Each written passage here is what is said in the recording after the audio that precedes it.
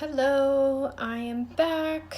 I was supposed to be doing a live stream on my YouTube channel and it is not working. And when technology doesn't work for us, we find other ways. So I'm going to do it here and then I'm going to post it on my YouTube, post it in my stories. Hello. So I want to talk to you about the brain and orgasms and what happens in the brain before, during, and after an orgasm. I think that this is something really cool that a lot of people don't talk about, and it really helps us to kind of understand the process and why we do certain things, what's happening, all that fun stuff. So this is something that is a part of the pleasure project, and I wanted to bring it to you guys because I think it's really important. And it, like I said, it's just really cool and not something that we always hear about. So there was researchers who did, they have done tons of research on this kind of topic specifically, and they've used machines that measure blood flow and neuron activity in the brain. And that's how they found out these things. So firstly, what happens is the frontal cortex of the brain shuts down, which what happens is this is responsible for your logic and reasoning, which isn't, I don't take this as like a negative thing. But what this actually really does is decreases fear and anxiety, which is really fabulous. And I don't mean fear in the way of when something isn't supposed to be happening. I just mean sometimes we're so in our heads that we need to be able to relax. So during orgasm, the frontal cortex of the brain shuts down so that we can kind of experience relief from fear and anxiety. Unless you have experienced trauma, then this will not work the same way. Now, during an orgasm, motor areas light up and sensory areas light up. So one is the thalamus, this integrates information about touch and movement, sexual memories and fantasies. So if you've had a really pleasurable experience sexually with your partner, when you go to kind of do that thing again, it's going to light that part of your thalamus up, and you're going to experience that a lot easier the next time because it's the memories, right? And fantasies allow certain parts of our brain to light up. So the thalamus is responsible for that. Now the hypothalamus actually produces oxytocin, which is also helps with arousal. It's the bonding hormone, which you hear about with breastfeeding, but also with couples, right? So this facilitates a sense of attachment and love. That is released during orgasm. Okay, and that comes from the hypothalamus, which I think is crazy. Oxytocin we've heard, all of us have heard about oxytocin before, right? So during an orgasm, you also have dopamine, which is released, and that's your pleasure hormone. And this is also responsible for motivation. And it's released into the prefrontal cortex. You'll hear about dopamine in the way of like food, sex, exercise, anything that is reward based. The dopamine is a learning chemical, so it helps us take notice of those rewards and then kind of want more of them. So you will experience this with working out, you'll experience it with food, which is why you can have kind of addictions with food, with exercising, and with sex. And this is, some people talk about like there's no such thing as sex addiction. If you're seeking the pleasure hormone, dopamine, if that's what your body is doing, it can be with alcohol, it can be with sex, it can be with food, it can be with exercise. That's what I'm talking about. Okay.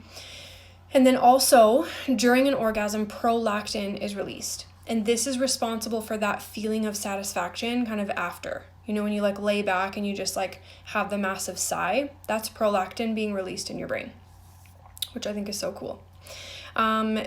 So orgasms stimulate the brain in the same way that like listening to your favorite music will, or for some drugs, which is what I talked about with like addiction, right? Alcohol and drugs. It stimulates the same parts of the brain, and the brain can't tell the difference between sex, or much difference, I should say, between sex and other pleasure-inducing experiences. And this is, again, like where the addiction, if we're not healthy and if we're seeking to fill voids, this can become negative. But the reward pathways are the same as like addiction and all the good stuff. Besides, I'm not a drug user, so I can't really say that, so I'm just moving through my notes here. I wrote notes to make sure that I like told you guys everything that I wanted to. Okay, let's talk about pain tolerance.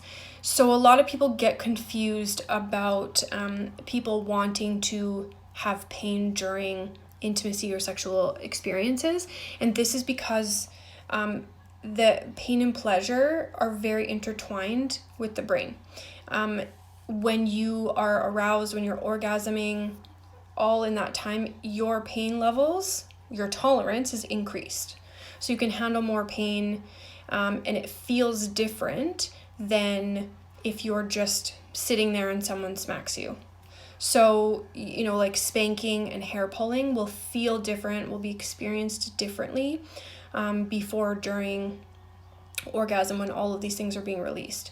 So it's from the pituitary gland. It's increased due to the pituitary gland being activated, which releases endorphins and oxytocin. So these promote pain reduction and bonding. Okay, that's why like some people, you know, they love a bit or a lot of pain during sex, or just in general during arousal, right? Again, specifically during arousal, because of these two things, endorphins and oxytocin being released together from the pituitary gland, affect your desire for pain, and just the way that it feels is different, right? Your pain tolerance is higher, it feels more pleasurable because of those endorphins, because of the oxytocin, and then there's bonding, right? When there's trust, then there's more bonding. So now let's talk about what happens in the brain after orgasm. So the brain slows down due to your orgasm signaling the parasympathetic nervous system. So this calms the body down. And then the prefrontal cortex becomes downregulated, like calms down, which you get the serotonin released. And that's what kind of promotes the relaxation, the good mood. Some people will experience drowsiness, which is why, you know, after an orgasm, whether it's through self-pleasure or with a partner, you can easily fall asleep, right? It's one of the amazing benefits to doing it. What happens for vulva owners specifically is that we continue to produce the oxytocin after the orgasm, which is why we have this desire for a lot of times like cuddling or closeness after, because our brain is still producing the oxytocin, right? That bonding hormone, making us want to be close because it's still going. And then some, you know, it's not, you know, for every single person, but that's why that happens, right?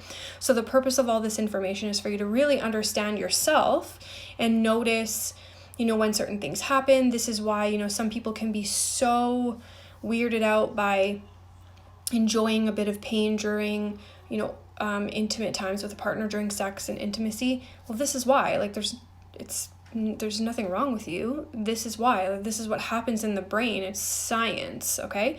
You're not messed up. You're not, you know, abnormal. Like, this is what happens. Science. So the brain will also, and this is something that I've talked about before, which I really love this, is that the brain actually rewires to experience sexual pleasure in other parts of the body when there's been trauma or damage to your sexual organs.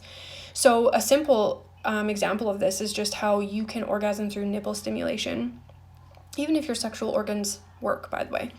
But when there has been trauma, paralysis specifically, to the sexual organs, your body reroutes to experience pleasure, and I mean sexual pleasure and orgasmic pleasure in other parts of the body, in all other parts. And there are tons of erogenous zones in the body. And that's what happens, right? The brain reroutes. We are meant to experience pleasure as humans. This is, oh my God, you can totally see my reflection. The body will reroute so you can feel that pleasure.